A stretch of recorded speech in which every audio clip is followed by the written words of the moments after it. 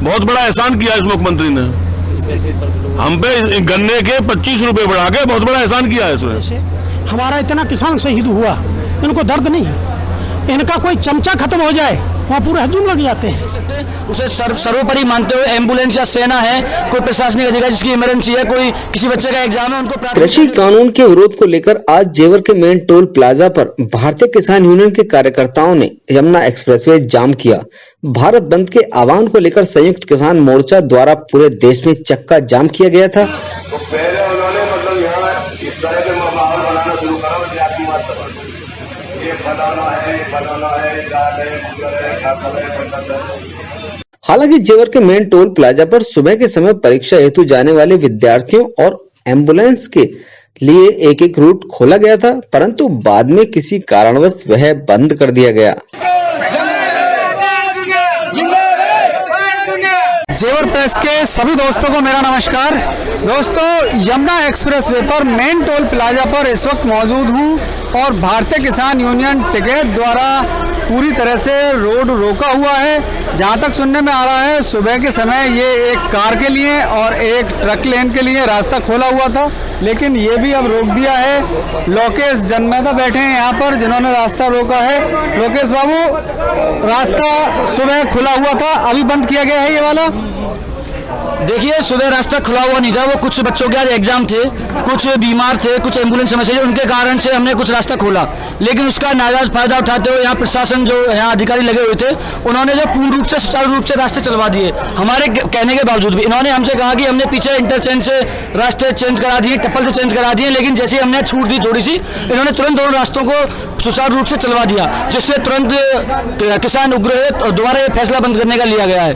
क्योंकि हमने उनकी जितनी सहायता करना चाहते थे, अधिकारियों की सहयोग करना चाह रहे थे, इन्होंने हमारे साथ धोखा किया। इन्होंने हमें अवगत कराया कि हमने जेवर से वाहनों को डाइवर्ट कर दिया, उधर टप्पल से डाइवर्ट कर दिया। हमने इसलिए क्योंकि बच्चों के एग्जाम भी है 4 बजे से, एम्बुलेंस से कुछ बीमार है, उनके लिए 2 लाइन रेगुलर खोल दी थी। लेकिन जब तुरंत दोबारा से ट्रैफिक खुला तो हमें पता चला कि पीछे से इन्होंने रूट खोल दिए, तो इसी वजह से अब हमें दोबारा यहाँ पर एक्शन लेना पड़ा, किसान दोबारा से बैठ गए। आज भारत बंद का आह्वान किया गया था, कैसा चल रहा है भारत बंद?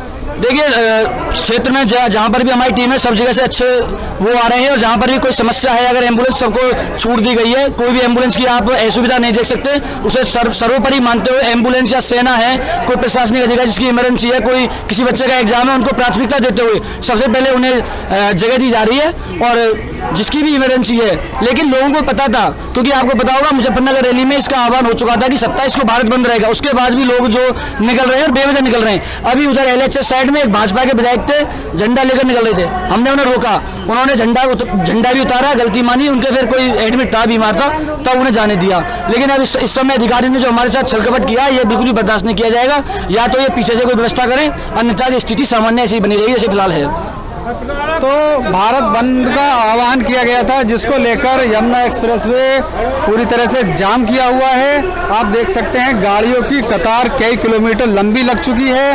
अब देखते हैं कब तक ये कार्यक्रम चलता है, कब तक लोगों के सामने यहाँ कुछ और लोग खड़े हुए हैं, तो इनसे बात करेंगे। जाम की स्थिति के बाद लोगों को काफी परेशानी का सामना करना पड़ा, जिस कारण लोग अपनी गाड़ियों से उतरकर बाहर निकल आए और अपनी समस्या किसानों को बताने लगे। जेवर प्रेस के सभी दोस्तों को मेरा नमस्कार। दोस्तों, जेवर प्रेस को इतना प्यार देने के लिए आप सभी का बहुत बहुत शुक्रिया। अपने फेवरेट चैनल को लाइक एंड सब्सक्राइब करना ना भूलें। देखते रहिए अपने क्षेत्र और देश दुनिया की खबरों के साथ जेवर प्रेस।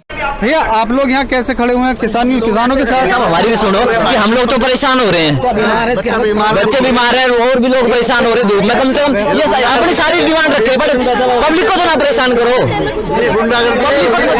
मेरी गाड़ी में मरीज लेटा हुआ है, अगर उसे कुछ हो गया तो क्या होगा बताइए आप? अगर ये तो गुंडागर्दी रहेगी साहब, में क्या पब्लिक को परेशान? एक लाइन तो खोलना ही, एक लाइन तो भैया इनसे बोलो एक लाइन खुलवा दो, मरीज है इनके साथ, थोड़ा सा उन्हें निकलवा दो। मरीज एक गाड़ी है,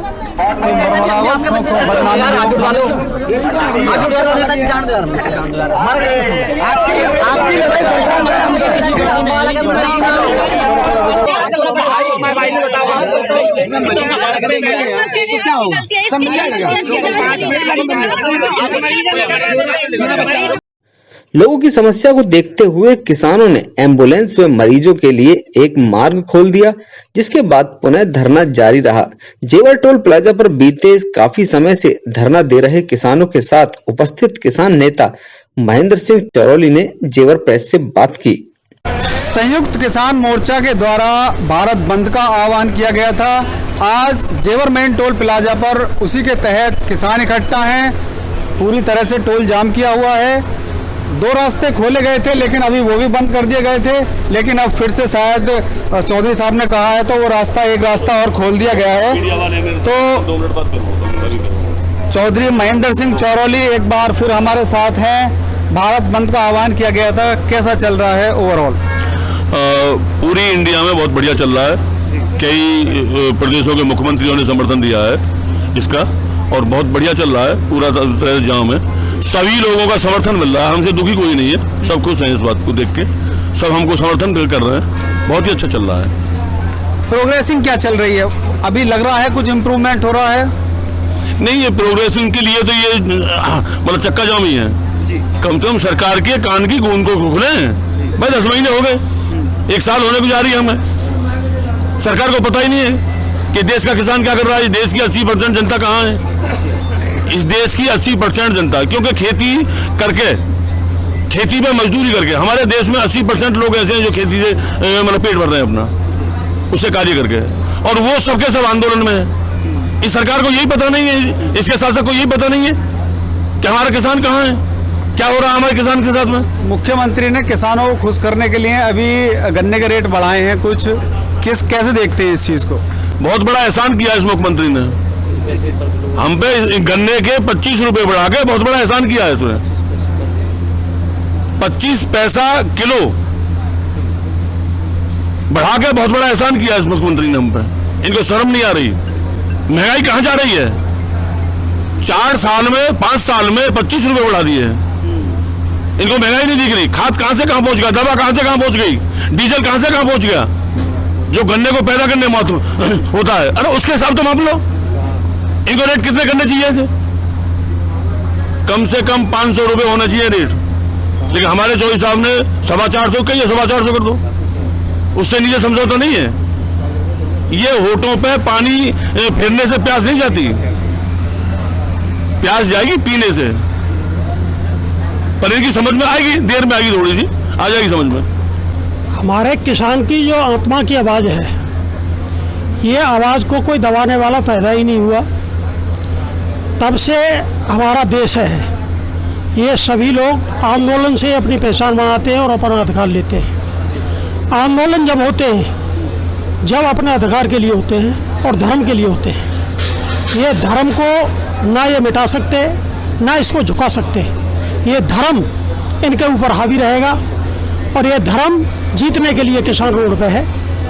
ये किसान पुत्र नहीं हो सकते, ये देश के गद्दार हैं, किसान की आवाज़ को नहीं सुन रहे। इतने लंबे समय से हमारा इतना किसान शहीद हुआ, इनको दर्द नहीं है। इनका कोई चमचा खत्म हो जाए, वहाँ पूरे हजूम लग जाते हैं। किसान आज भी अपनी मांगों को लेकर मजबूत हैं और अडिग हैं, अपने लक्ष्य पर अड़े हुए हैं। मेरा चौधरी साहब से बस एक ही रिक्वेस्ट है, क्योंकि अभी मैंने उधर देखा कुछ मरीज थे वो रुके हुए थे, तो उन्होंने रिक्वेस्ट की, तो शायद मेरे कहने से उन बच्चों ने उन्हें निकाल दिया था। तो आप भी कह दें कि एक रास्ता मरीजों के लिए, एम्बुलेंस के लिए खोल दिया जाए। एक रास्ता परमानेंट हमारा खुला हुआ है। जो बच्चे के पेपर हैं, एग्जाम है, समझे, वो मतलब जा रहे हैं एम्बुलेंस, मतलब पर कोई इमरजेंसी वाला वो निकल रहा है। ऐसा नहीं आम आदमी को परेशान करने की नीयत हमारी बिल्कुल भी नहीं है, क्योंकि ये हमारी मजबूरी है। वो भी हमारे बच्चे बेचारे।